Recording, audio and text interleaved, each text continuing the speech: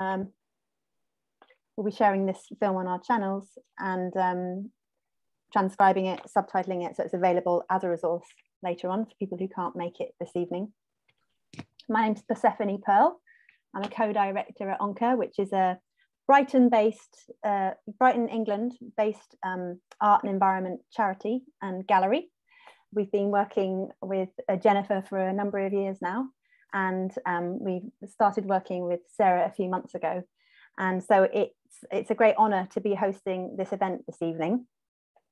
It's just a short event. I'm going to introduce, and then I'll hand over to Sarah and Jen to have a discussion. Then there'll be time for questions and answers at the end, and we'll signpost you to where to donate if you want to support the Eco-Anxiety project. So I'm just going to read out a little bit of intro. A visual description of myself. I'm a white woman in my 40s. I've got bleach blonde hair. I'm wearing a grey t-shirt. I'm in my study, which has got sort of children's art on the walls, white walls and a white door behind me. And I'm so happy to be here with Sarah and Jennifer. They met for the first time in November at our Lost Species Day 2021 panel discussion on interdependence and solidarity in an age of climate collapse. Sarah is a professor and chair of environmental studies at Cal Poly Humboldt on WIO territory in Arcata, California. Her work focuses on the environmental humanities, climate justice pedagogy, and climate psychology. Sarah Jaquette Ray is author of 2 books, The Ecological Other, Environmental Exclusion in American Culture, and her most recent book, the acclaimed A Field Guide to Climate Anxiety, How to Keep Your Cool on a Warming Planet. Sarah publishes and speaks extensively on the topics of emotions, climate justice, and youth activism, and she's currently working on a project to help educators inculcate the existential skills that students will need to survive and thrive in a climate change world. The project's called an Existential Toolkit for Climate Justice Educators. I'm going to hand over to Sarah now and let you introduce yourself, and then Jennifer, who I believe is one of your idols. Yeah, thank you so much, Percy, and thanks everybody for attending. I'm really honored to share this space with Jennifer today. I first learned about Jennifer's work through all of my attention that I pay in my research and just in my passion for this topic on young people and youth in climate activism. And in particular, I'm very interested in the ways that this generation, Jennifer's generation, is centering questions of justice and racial justice and equity and diversity into the climate conversation in the US context and internationally, which Jennifer is a testament to. In particular, I'm just struck that in addition to being a climate justice activist, that Jennifer focuses on the mental health dimensions of that work and of climate change on young people. And today's event is testament to that. And I'm very excited to hear about the Eco-Anxiety in Africa project, which is going by TEAP. And that's one of the reasons why I offered to try to help launch this, because I just think it's extraordinary. Jennifer Uchendu is an ecofeminist and a sustainable development advocate based in Lagos. She is the founder of Susty Vibes, a youth-led organization making sustainability actionable and relatable to young people. Jennifer's interests lie at the intersections of youth, women, and climate action. She researches and advocates on issues around climate justice, art, youth, and eco-anxiety, kind of all my favorite words in one place. So yes, that's why I started following Jennifer's work, and I'm excited to join this space. Jennifer, would you briefly give a description of the Eco-Anxiety in Africa project, or TEAP? Sure. Thank you so much, Sarah. And thanks everyone, particularly Team ONCA, for hosting this space and helping us to launch TEAP. The Eco-Anxiety Africa project can be such a mouthful. So basically, TEAP is a journey, I would always say. We're starting a project that wants to first understand and validates the experience of eco-anxiety and other environmental related emotions for Nigerians and Africans at large. It's also important to say that for a very long time, these emotions, these feelings have always existed, particularly for young people as the media continues to talk about the climate crisis. But for us in Africa, there's always been that almost a form of silence, denial, like, do we really know what's happening and what are we feeling about this? And with TEAP, we really want to explore these feelings and emotions. We recognize that it's a whole lot of work, but we feel that, and when I say feel, I mean the large community of Susty Vibes, which is, over 200 young, vibrant people I work with back home in Nigeria. It's all of us saying there is an emotional impact to the work that we do as enthusiasts, as activists and advocates.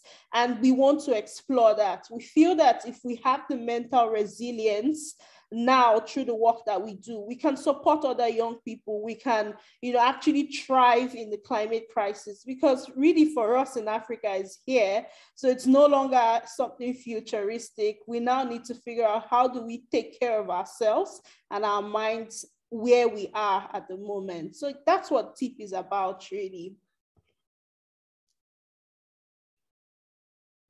Thank you so much, Jennifer. Just a quick follow-up on that. You just mentioned something about climate. The climate crisis is here, it's not futuristic. Would you say something about, a little bit about how it is that the mental health problems for people who are experiencing the climate crisis in the moment right now, rather than as anticipatory issue, is unique? Now, what are the mental health sort of problems that people are facing right now? How does that differ from people who aren't quite facing it yet, who are worried about it in the future? Well, I mean, as you can imagine, Sarah, it's acute. It's like, oh, this could be me tomorrow. When you see people who look like you, who could be your neighbor, people in other communities close to you, you feel like, okay, this could be me. There's a movie screening we used to show back in the day that said Nowhere to Run. And it was a movie based on climate change in Nigeria. And what it did was show the impacts of the climate crisis in the different regions. So basically, if you lived in northern Nigeria, you would see the impacts there. If you lived in the West, it was so frightening for us. And I remember after those movie screenings, I'm trying to moderate, and people are just with heavy sighs, like we're watching, people who could be our family members recount their experiences, talk about the impact of pollution, talk about how the crisis now really hits home. It's heavier, really, when you think about it, because it could be anyone. And you see how we aren't really so privileged, even if you live in, urban parts or in the city. The floods could come to get you. It could be anything. So it gives you a sense of almost acute apprehension, I would say, because it's so close to home. And I believe that's how people feel. Even though you say, oh, people don't really know about climate change as a word, in Nigeria, but they see the impacts. They might not, directly call it climate change, but they see the impact. They know that things are changing. They know that, our ways of living is changing as well, in terms of seasonal fruits coming late, food scarcity, all of that. So we see the impacts changing the ways that we used to live. And that's also important, because when your culture is eroded, when what you used to know as normal starts to change, it has an impact on you one way or the other. Yeah, thank you, Jennifer. That's really, really helpful to paint the picture a little bit more. I think in the American context, we often think about that many young people are at the transition between thinking about it as a future thing and really living it now. There's a real divide between people who are experiencing it now and people who are thinking about it as a future thing. They're still sort of insulated from it. And so thank you for that better picture. That your answer makes me want to ask a follow-up again to your personal story about how it is that you came to think about this. Was it the film Nowhere to Run? Was it, you know, what pieces came together to make you think, I'm going to drop everything else I'm doing, or I need to turn my attention to this, all my energies to this topic? What is your personal journey with, let's call it climate anxiety, but really redefine it as you wish, because as you just mentioned, many people are experiencing different things. They might not call it climate change or the climate crisis. And maybe that's potentially part of the problem you're trying to resolve here. I don't know. Could you speak a little bit about your journey with this? Sure, that's a good question. And, you know, I've always tried to reflect on how did we get here, particularly myself, you know, as a founder of Susty Vibes. I mean, far back as 2016, when I started to think of Susty Vibes as a very youth-led, youth-vibrant, you know, platform for young people and environmental sustainability. There was a lot of excitement, you know, it's called Susty Vibes, a lot of energy. We were so excited to, you know, go out to the field to do the work that we did. And we believed in, you know, true change, you know, that we were the future, we could, you know, make all of this change. And then years and months roll by and you realize that this work is tough.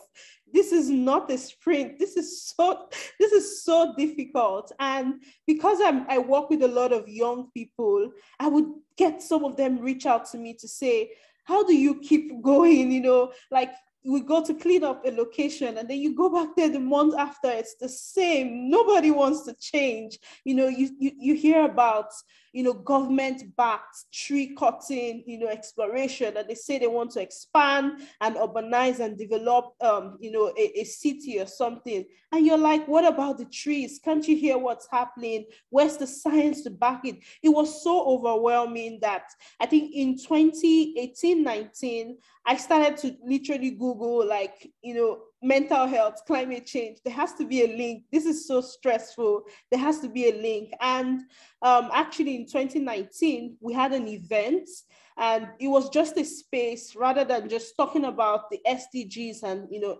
the environment. We wanted to talk about mental health and climate change.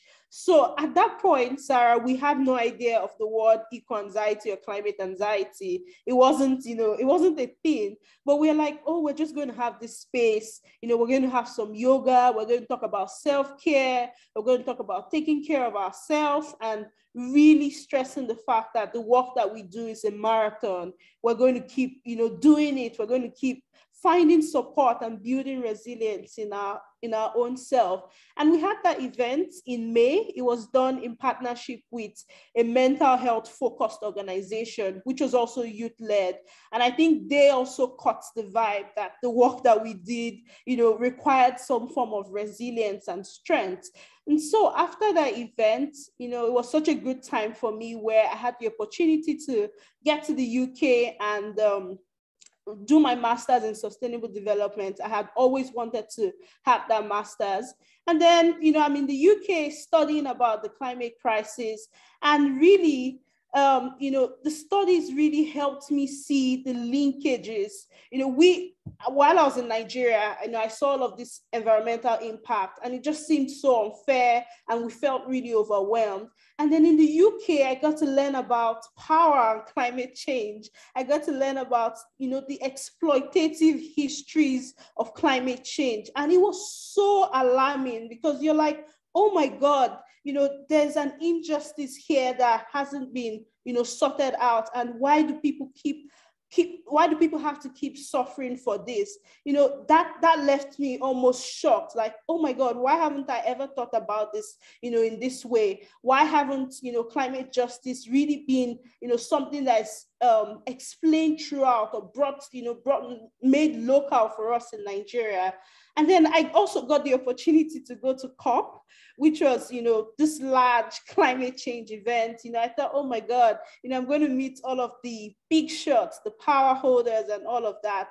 And to my dismay, COP was such a disappointment to me. I would go back home literally in tears because I'm like, how do people who are in charge of making the decisions slow down?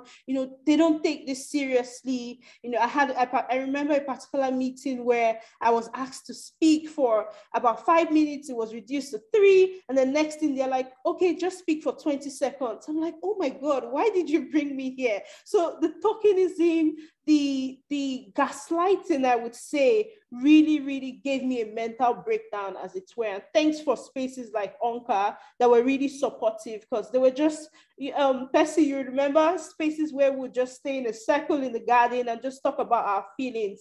And I thought this has to be something. And exploring my emotions, I got to find out about eco-anxiety, and it felt like a light bulb moment, because I'm like, yes, we feel this too, but not particularly in the way that the West would explain it, but there's definitely a toll that this is taking on our mental health. We're definitely frustrated, feeling really powerless, not just as young people, but also as Africans or BIPOC communities. There's definitely an angle to this. And that's how I started my thesis, to explore this. And then I also compared my own experience to that of young people in the West. So it's been a whole lot. And TEAP has now become necessary for us. We want to, definitely explore this, research this, and see how we can support, young people in Africa, frontliners, to, find a way to have some mental resilience, because I think that's really crucial. Yeah.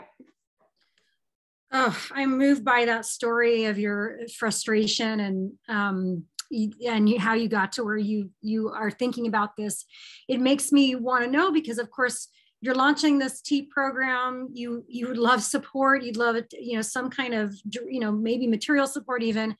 Along those lines, why mental health? Why is mental health the key to unlocking all this work, as opposed to other crises that maybe some people might say are more immediate? Well, that's a good question. I think for me, and in my experience with where the world is going, there's a lot of toll on our mental health. Take the pandemic. For us in Nigeria, there's been a lot of conversation about the economy, the politics of it all. I feel like if we don't have the mental strength or resilience, every other thing would crumble at some point. You would only, go on for so long with your physical strength and willpower. But if your emotions are not in check, and for most people I've seen, there's been that idea of, we'll deny it, it's not there, it's not so important. And really, it's important to note that for us in Nigeria, climate change is really just a multiplier effect. So basically, if you already live in poverty, climate change makes you poorer. So it's almost like we can't ignore, what is making our circumstances worse. And it's also important to look at that. And that's why I think it's important. I think the new way of thinking of climate adaptation is really looking at mental resilience of communities. The test of vulnerabilities, if those communities are willing to even cooperate with whatever technological support will come, that idea of hope in the climate crisis really would come from looking at our emotions, looking at what's happening in our minds, and how we can gain support from there, particularly for young people. For a long time, there's been that burden of hope, saying, young people, it's your generation, you have to do this. But really, what do you want them to do beyond advocacy and holding leaders accountable? And when that is done repeatedly and you see no results, it's definitely frustrating. So we have to look into how young people are taking all of the bullets that's coming to them, because that's what it really is. Yes, and I really appreciate you mentioned in what you were doing, the Lancet research that just came out, and thank you, ONCA, for, I think it was Percy, somebody put it in the, did you drop it in the chat? The study that Jennifer was part of that came out in 2021, September, it's a pretty recent, really astonishing evidence of the quantitative survey of 10,000 young people in 10 different countries, or was it 8 countries around the world. And thank you, Percy, for putting that in the chat. I really recommend people check it out. Really, for the first time, providing evidence of how pervasive climate anxiety and environmental crisis impacting young people's mental health, and what a crisis it is.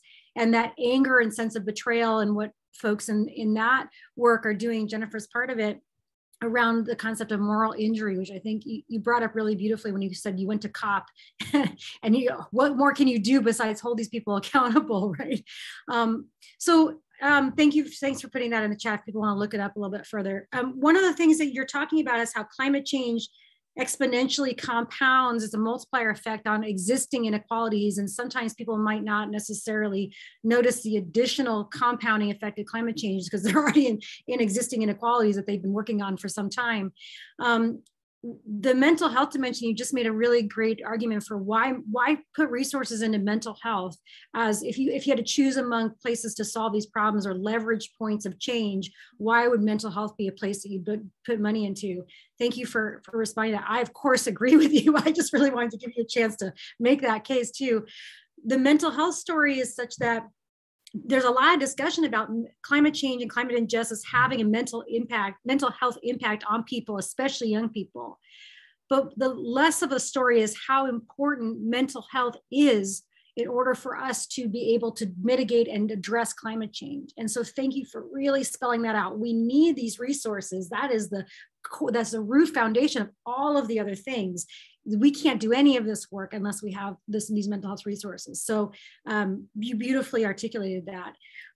You did mention how the concept of eco-anxiety was like a light bulb that went off for you, and you thought, yes, this I can hold on to.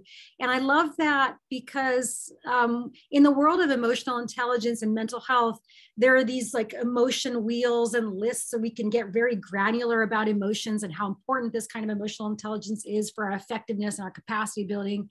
But none of those words and none of those emotions and lists have any environmental language to it. There's no acknowledgement of how emotions might be tied up in the more than human world or our physical environments. Eco-anxiety helps a little bit, moves us in that direction.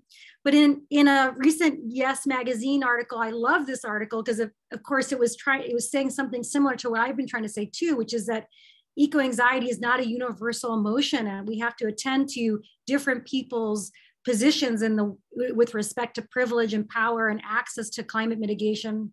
In this Yes Magazine, I hope, Percy, you'll drop it into the chat. You talked about the idea of climate anxiety in an African context. And that article, maybe not you, but that article was suggesting that we ditch the concept of climate anxiety, that it's not useful to help in an African context or Nigerian, however specific you want to be.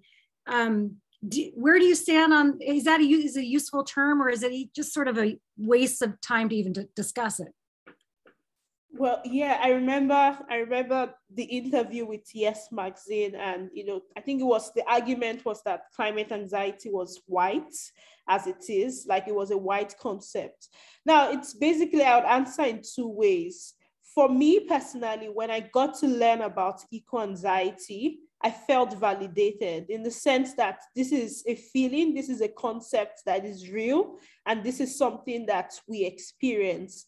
However, the definition or understanding of climate anxiety or eco-anxiety as the fear of something in the future, all of that, that understanding wasn't particularly my reality. There were emotions for me that was more of anger and frustration, as compared to shame and guilt. What am I ashamed of? I was born, not with all of the privileges. What would I feel guilty about? And so for me, it's not saying that those other emotions aren't valid, because what I did for my thesis was talk to a lot of young people in the UK and movements in the UK, organizations like ONCA. It's a feeling that's valid. However, our experience of eco-anxiety is very much linked to where we stand in position and power. It's just the reality, unfortunately.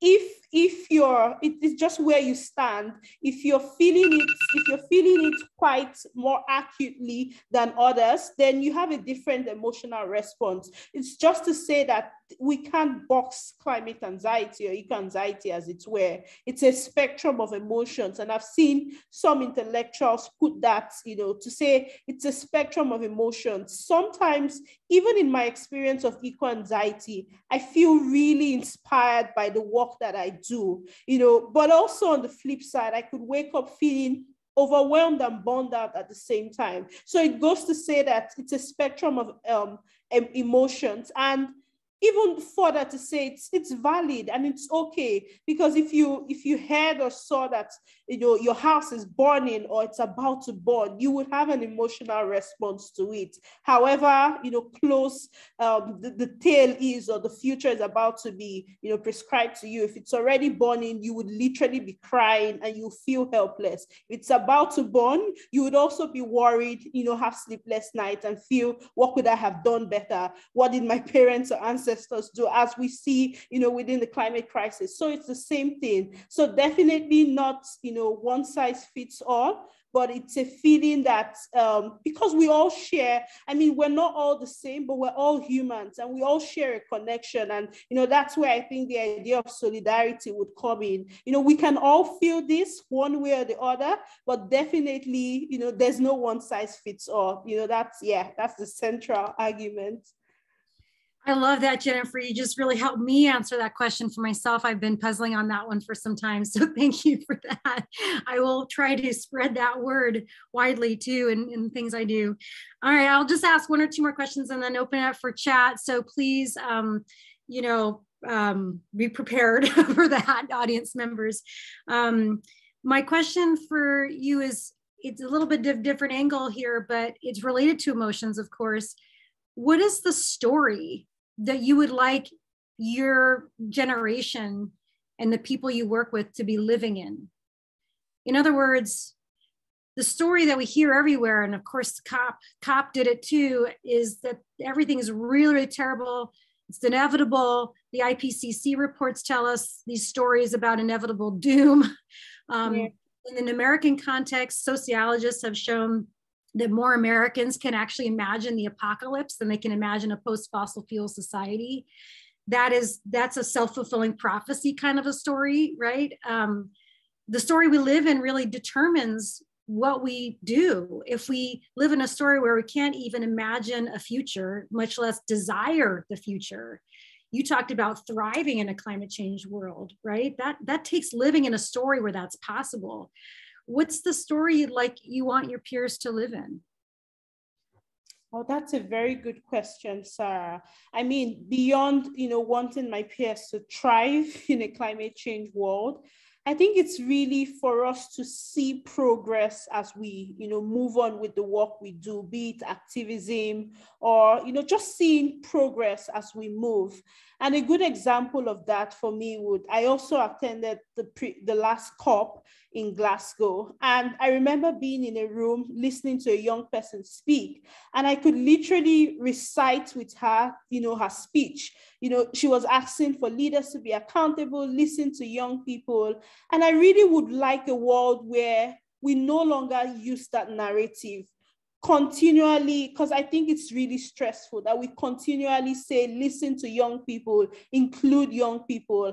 I think a world where young people are active participants, and as I grow older, I recognize that I have to also bring the young people growing, behind me. It means that we actually bring young people and we see them as meaningful and active participants in bringing the climate solutions. It means that we include them and we see that this is a world that they're also going to inherit, that we're living out for them, and they should be part of the decision making. They should ask us questions. They should be able to, hold leaders accountable. That hasn't really happened for us, and that has been really frustrating. And on the other hand, I like a world where, the idea of eco-anxiety is not seen as a negative, impact. It's seen more as something that pushes us to action, something that pushes us to, doing the right thing. Because I almost feel like if more and more leaders had eco-anxiety, maybe they won't sign all of those,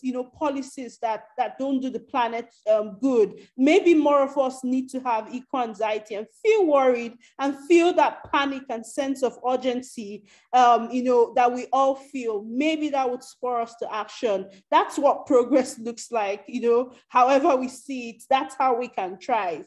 Yeah. I just love your answer. You just said eco-anxiety, let's see it not as a negative thing, but as a positive thing. It pushes us to action. Reframe it, not be, especially in the US context of mental health problems are so stigmatized and individualized, right? Like that's your problem, that's a sign that something's wrong with you, rather than as this opportunity to dive into a movement of political change, you know. That's really beautiful. I really want to hold that with me.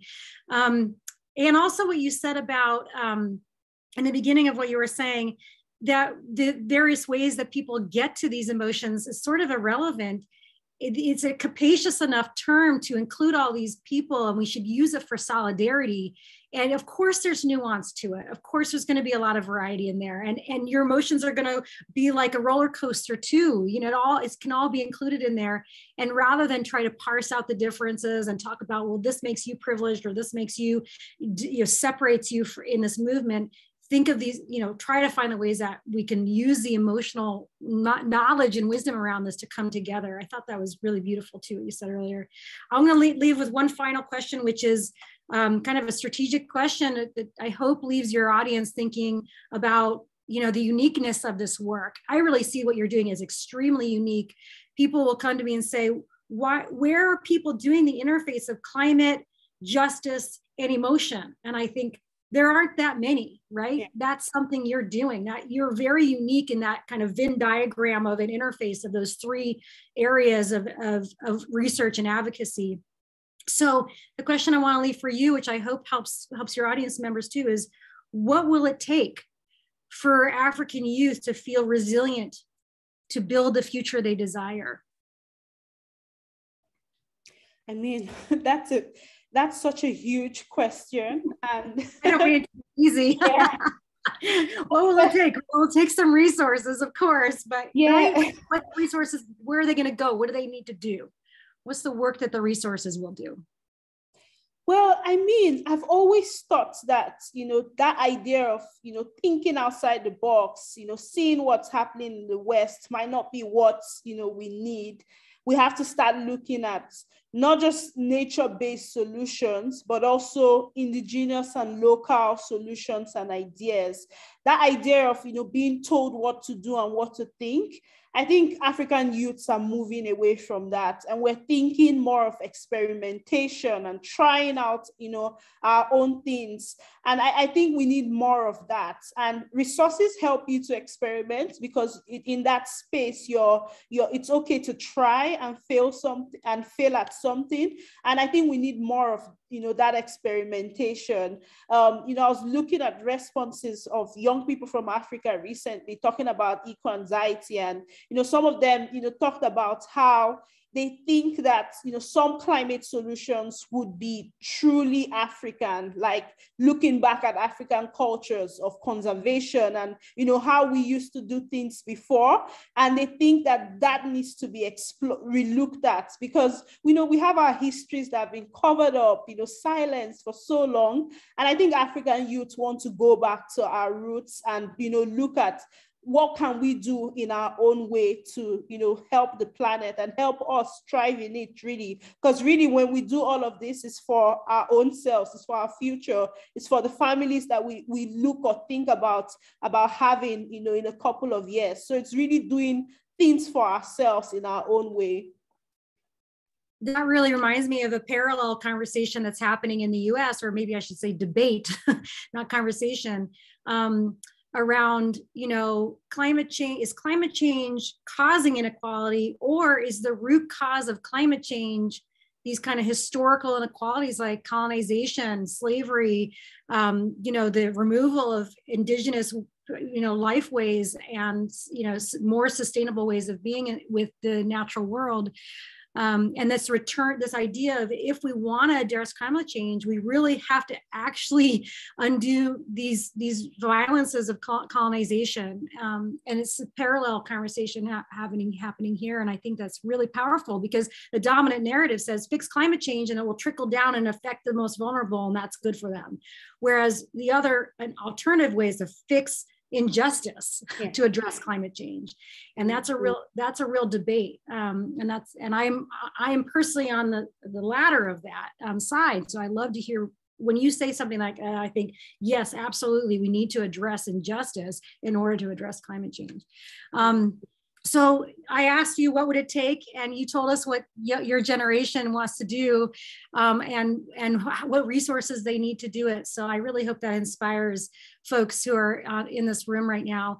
I'm happy, if that's okay with ONCA, the ONCA folks here, Percy, to move to Q&A from folks who are here. Is that okay with you, Jennifer? Yes, that's fine.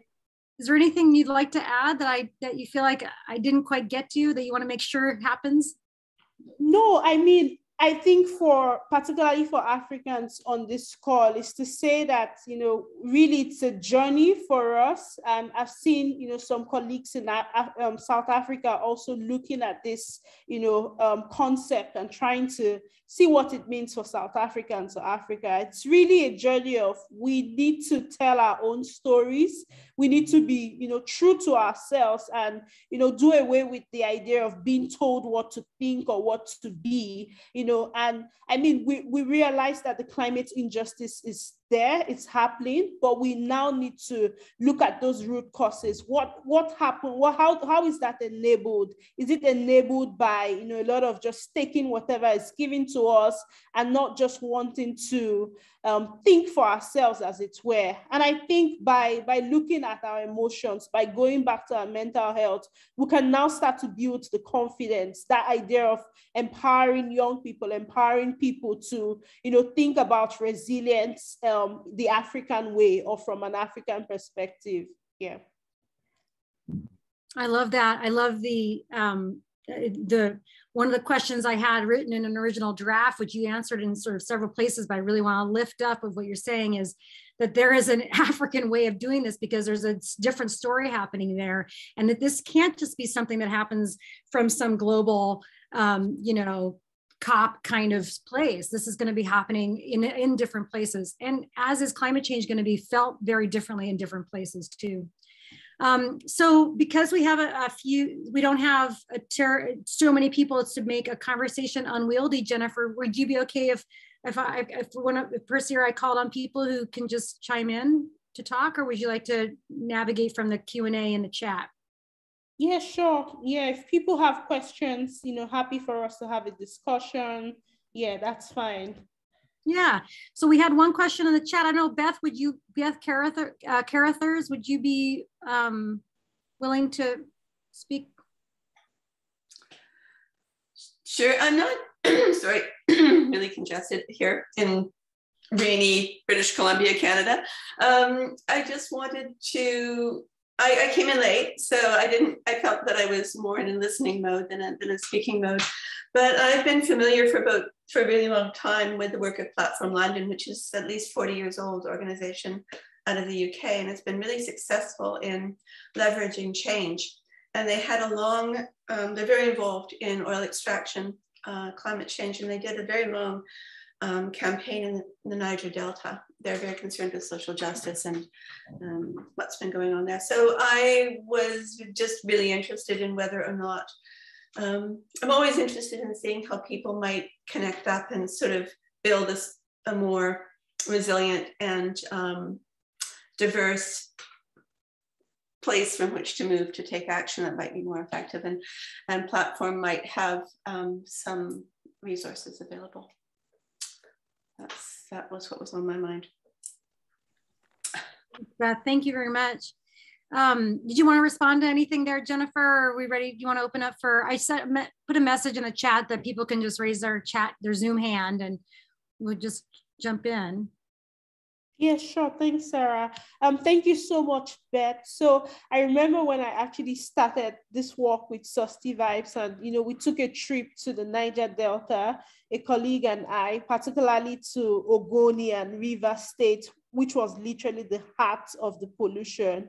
And I mean, a lot of the things we're looking at was, we need to tell their stories. But in hindsight, thinking about the work that we're now looking at doing for TEAP, it's also seeing that because they live there, because, I mean, just imagine being born in such an oil-rich, community, and then instead of being comfortable and having a good life as a result of the natural resources which your country so depends on, Instead, you have pollution. Instead, you have suits. Instead, you have, you have locations where they say you can't live here anymore, which is where you were born. It's literally where your ancestors have land, and it's because of exploitation. So definitely, it's to say that with the Niger Delta, their emotional response to everything that we see there, when we see the violence and terrorism, it's almost understandable to say that these people are really angry, as they should.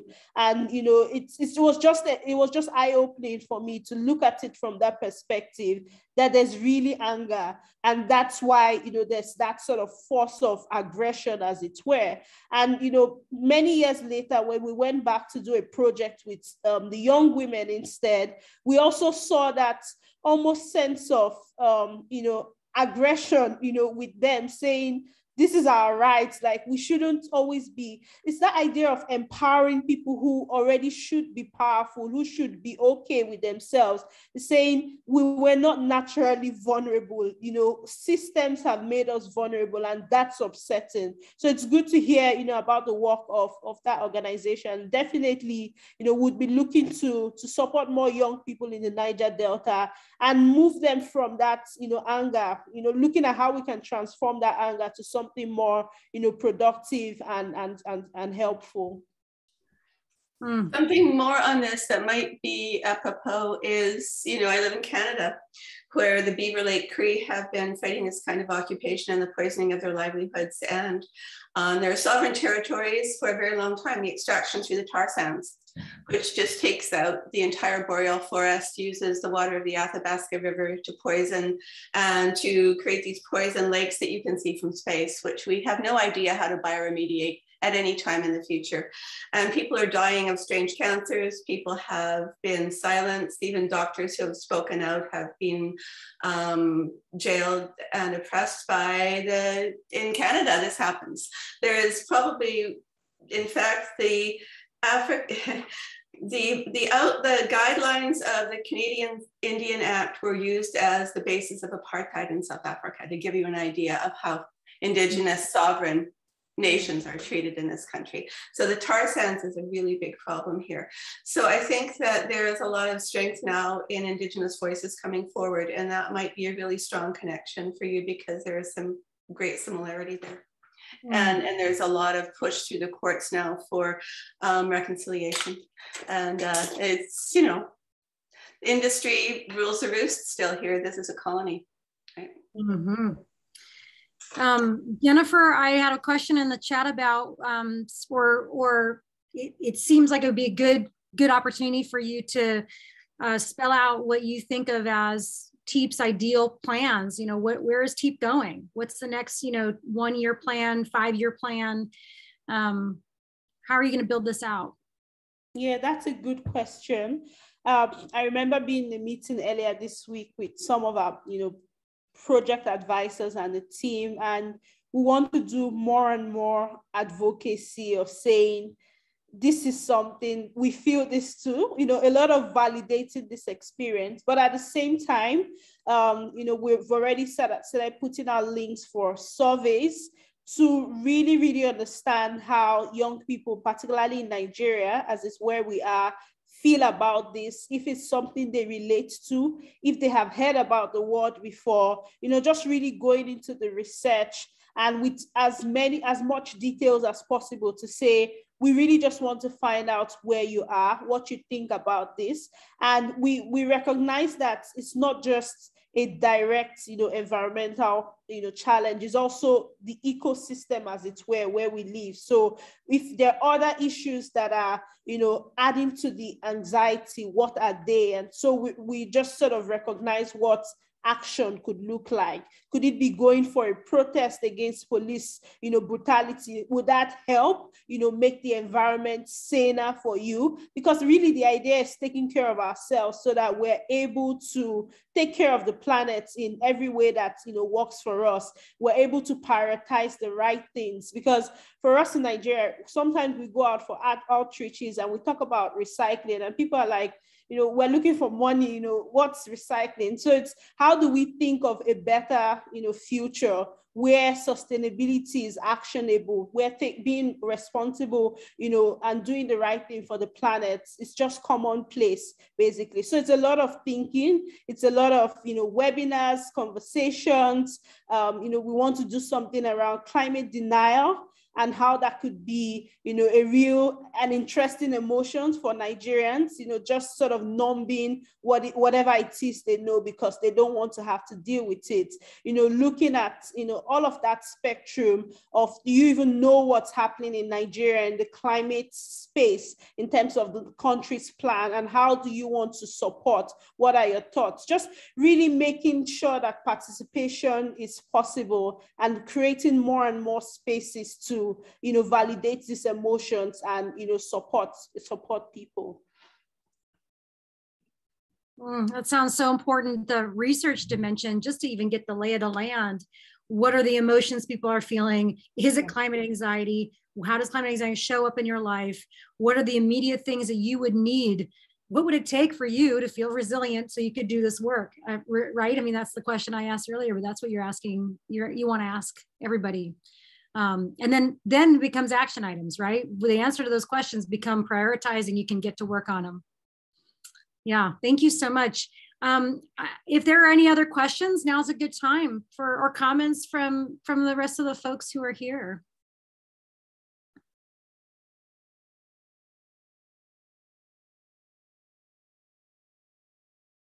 Would anyone like to ask Jennifer a question or say something? There's a comment saying, I agree with adopting the Canadian approach to the recognition and implementation of Indigenous rights framework. There are people who would like to learn more. And how can people help, Jennifer? Well, in so many ways, we talk about, supporting the work that we do, that idea of solidarity, to say, don't feel like, oh, you're giving to help people, but also see it as, young people on this side of the planet doing their bits to also support the overall future. And it's also like in things like sharing and reading more and educating your own self, knowing more about this, donating, that would be, super helpful. And also just supporting work like this, work around the environment as much as possible, sharing and, enlightening people, because more people need to know about this. Yeah. Thank you. And Percy's put the TEAP donation link into the chat, and I just clicked on it. Now I'm going to go and get myself started on it myself. So I encourage everybody to do so. You can't resist when there's a link in the chat, right? Percy, would you like to take it from here? I'm just deeply honored. My final word is that I'm just deeply honored. Anytime Jennifer wants to share a space with me, I love it. I can't sing your praises more. And it's just great for me because I am such in a US context, and it is just, I want to desperately understand how this varies in different contexts. And so to have a window into your experiences is a real, what's what I'm looking for, real honor for me. So thank you so much, Jennifer. I have a much better understanding, and I can't wait to learn more too. So, we have a hand raised, Io, I hope I said that right. Io, would you like to go ahead and speak?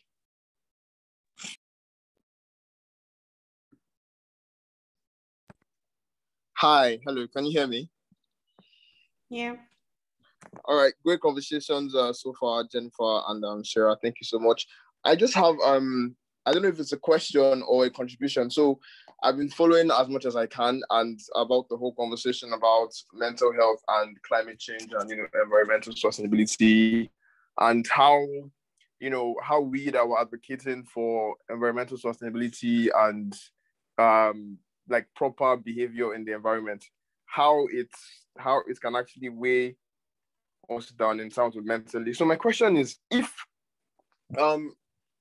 we try to, in our advocacy, to tell people about climate change, if we feed them with information that will make them realize what they would lose, because sometimes I've learned that as humans, we tend to take action when we know that we stand to lose certain things. So if we mention things like, okay, look, if we do this and that, if we don't stop doing this and that, it's going to affect, your food security. It's going to affect this. It's going to affect that. It's going to affect water and everything. So, isn't that because I know that is actually one of the methods. Isn't that going to, in the long run, also lead to more mental health problems, like more fear, even though it can actually be productive? But isn't it going to cause like mental health problems first before achieving the problem? Am I making sense? Yeah, that's a good question. Good. Thank you. Jennifer, you want to respond to that? I have some thoughts too, but I'd love to hear your thoughts, Jennifer. Yeah, well, thank you, Aya. That's such an interesting question. I think one of the first places to start from is not sort of equating our individual action to, the cause of the climate crisis. We already know and establish that this is something way bigger than us. This is a systematic problem. This is something that has roots in, exploitation. It has roots in histories and histories of, injustice. And with that understanding, you realize that this is something really big. And our own action, I believe what they do is they support, it's like little drops, but it also helps to make you feel better. So it's a difficult place to be in. And that's how we started, exploring this. It was sustivibers who were doing all of this really great things for the planet, feeling really overwhelmed, like, when does it end? Why would we continue? And I guess that's why the mindset of looking at this as a marathon, looking at this as we need the resilience to keep pushing in the sense that we would do our best. We're not going to, sort of now deny ourselves of a good life or, feel guilty and feel like we're not enough. We're not going to do that, but we're going to keep doing the best that we can do, taking action, building communities of support.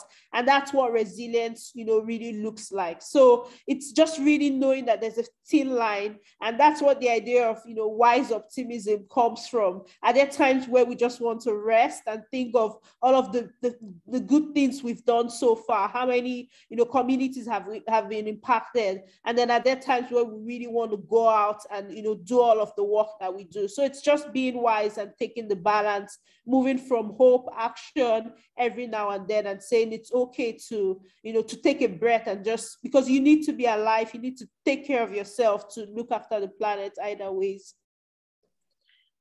Oh, and my inclination is to jump into neuroscience, right? And say, if we're in fear, right, our amygdalas are in action, our prefrontal cortexes are not working, and so we can't act wisely. I mean, that's an oversimplification, but if we know we're trying to act in a collective towards this larger problem that Jennifer just outlined, we have to be what's in our window of tolerance, our resilience zone.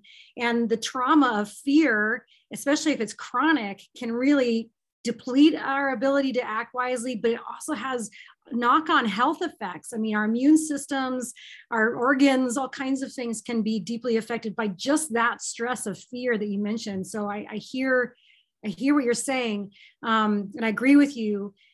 The utility of fear, though, to get a change of behavior, you also pointed out. And I think, I think about Jennifer's own story. She described her story of how she got to what she's doing now. She kind of had to go through fear to get her to pay attention and get invested. And then she had to go through that physical burnout I just described about your sort of nervous system crashing of being in chronic fear all the time, to then realize, okay, the stuff I care about, I can't do anything for unless I tap into something much more resilient than just constant fear. And so that's the journey of getting to where she is. So to me, your question is a yes and both and, right? Sometimes the fear gets us there, and then we need something else to continue. I don't know if that's always the case. It's my observation and a little bit of neuroscience to back me up, but it's a really, really great question. What utility does fear have in getting us to do the work that's needed? Yeah. Great, thank you. Is there any other comments? We probably have time for one more thought or wrap up. Percy, whatever you'd like to do. I'm taking cues from Jennifer and Percy. Well, we're at half past the hour, so we've run for an hour. So officially it's time to close now, and there aren't any hands raised. So I think I will close it, and I'd just like to say thank you both so very, very much for that. For me, that was really an extraordinary conversation, so full of really important insights. Really just deeply grateful for your time and expertise on that, and really from the bottom of my heart, Jennifer, all the best of luck. Thank you. With TEAP, yeah, and I'd really urge anyone who has the means to volunteer, donate, get involved, follow, share, learn, do whatever you can sort of to get behind TEAP and help ensure that it has a long and rich journey and life ahead of it with you at the helm, Jennifer. And yeah, I also just would like to say, you know, take care of yourself. Thank you, Bessie. Yeah. Thank you, Sarah. Everyone. Thank you, Jennifer. It's so great to see you. Yeah. Yeah. Thank you for your amazing question, Io and Beth and everybody who's contributed tonight. Thanks, everyone. Thanks, Sarah. My pleasure, Jennifer. I have so many notes here I've taken. Yeah. Thank you so much for all you taught me today. Thank you. Thank you. I've learned so much from you as well, as always. Thank you. It's wonderful to get you two together. Yeah. we're across the world, you know, trying to do this work together. It does lift my spirits. I'm so pleased that I'm grateful for this virtual space for us to make these connections. Silver lining. Yeah, absolutely. Okay, thank you. Well. Stay in touch, both of you. Stay in touch. All right, bye. Thank you, everyone. Bye. Close the meeting.